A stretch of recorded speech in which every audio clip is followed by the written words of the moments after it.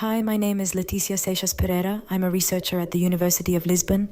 Alongside my colleagues Maria Matos and Carlos Duarte, I'm here to present our study entitled Exploring Mobile Device Accessibility, Challenges, Insights, and Recommendations for Evaluation Methodologies.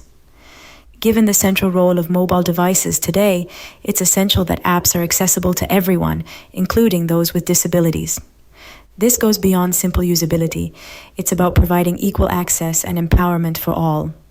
Yet, the journey to complete mobile accessibility is complex. The small screen sizes, different ways of interaction, multiple use contexts, and inconsistent platform standards make this task challenging. Testing techniques are essential for assessing accessibility, with three main types commonly used. First, automated testing employs specialized tools to analyze code, identifying potential accessibility issues based on specific criteria. While efficient, it may not catch all problems. Manual testing involves experts closely reviewing websites or applications to identify problems that automated tools may overlook.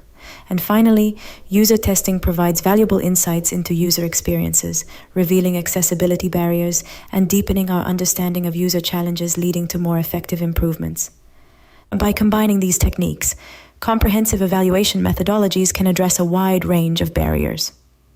To conduct these evaluations, accessibility standards, guidelines, and recommendations play a key role. These provide guidance and ensure we follow best practices in accessibility assessments. For instance, the Web Content Accessibility Guidelines, WCAG, mainly focused on web content. Some WCAG criteria can also be applied to mobile contexts. However, despite ongoing efforts, adapting some of these criteria for mobile context presents challenges, as their application is not always straightforward. Over the years, guidelines and recommendations for mobile accessibility have been developed. For instance, in 2012, FUNCA published a set of guidelines based on WCAG 2.0. There is also the BBC's Mobile Accessibility Guidelines and the Mozilla MDN WebDocs Mobile Accessibility Checklist. However, WCAG formed the basis of legal standards for web accessibility worldwide, including Section 508 in the USA and EN 301549 in Europe.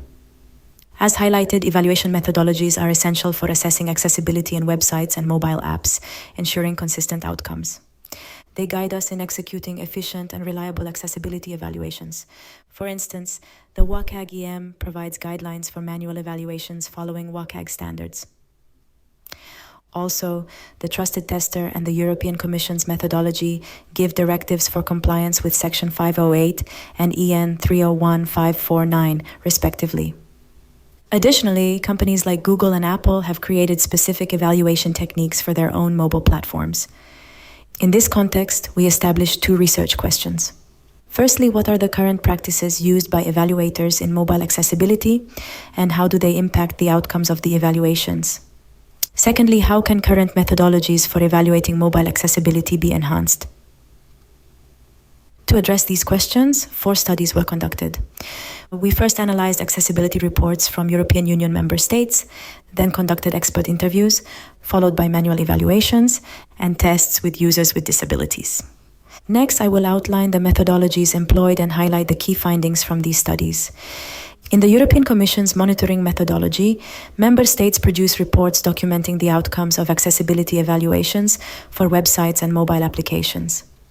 These reports serve as valuable resources, providing insights into the methods, strategies, and tools employed, as well as the challenges encountered.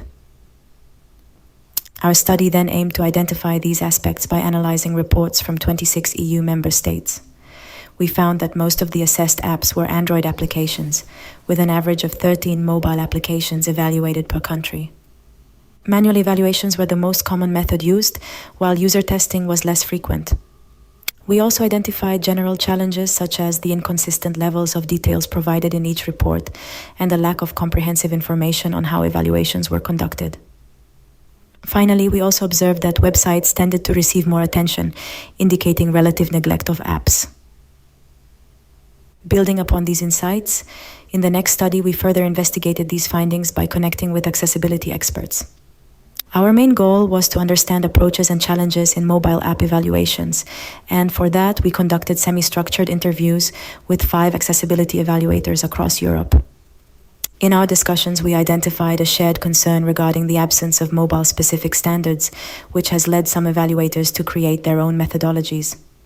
They also emphasized the lack of automated tools to support their tasks. Lastly, sharing issues with developers is challenging because they may not fully understand accessibility principles. Given that some evaluators advocate for a shift in current strategies, they recommend focusing more on solving problems rather than just reporting errors. So, in our discussions with evaluators, we identified the challenges they encounter when assessing mobile applications. To better understand these challenges, we replicated the process they outlined. We then conducted manual evaluations on 8 mobile applications to assess how well current methods identify accessibility issues. Informed by the interview, we used an adapted approach grounded in the WCAG EM and EN 301549, as further detailed in our paper. Both WCAG EM and EN 301549 provide guidance on selecting the screen sample to be evaluated. However, these instructions can be unclear, resulting in different interpretations, especially in a mobile context. For instance, it can be difficult to define a screen without an exposed link. Also, overlapping elements in apps can make it hard to distinguish between screens. Evaluating some criteria in apps can be challenging due to the complexities in their application, introducing uncertainties and subjectivity. Reporting evaluation results poses significant challenges, as there's no universally agreed upon format to make understanding, comparing, and tracking outcomes easier. Also, the absence of a reliable and widely accepted reporting tool further complicates this issue. So, in our last study, we conducted usability testing with people with disabilities. The goal of this study was to validate our manual evaluation results and also explore challenges in user testing processes within a comprehensive methodology framework. In order to accomplish this, 6 users with diverse disabilities were engaged in these tests, using the same applications employed during the manual evaluations. During our study, participants reported challenges related to small-sized elements, unlabeled buttons, limited support for assistive technologies, and inaccessible media content. Also, issues with CAPTCHAs, especially the audio alternative due to language barriers, were also reported. During the sessions, we identified additional issues that often made it difficult for participants to complete tasks. These issues were mainly linked to insufficient information and unclear relationships among elements.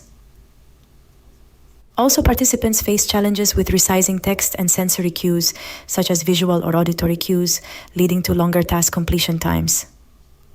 Comparing the outcomes of manual and user tests, we noted that some criteria were identified through manual analyses, but were less frequently detected by users. Also, 2 criteria highlighted in the user tests were not assessed in the manual tests, as they fall outside the mandatory guidelines outlined in EN 301549. These criteria relate to AAA level compliance exceeding the standard scope. In conclusion, this highlights the importance of user testing in conducting a comprehensive accessibility assessment, as it can reveal issues that might escape detection through other methods. Based on the findings from the 4 studies conducted, we will now examine their contribution to addressing the research questions outlined in this study. Concerning the current practices in mobile accessibility evaluations and their impact on outcomes, we found a heavy reliance on manual evaluations, along with a limited adoption of user testing and limited support tools for evaluators.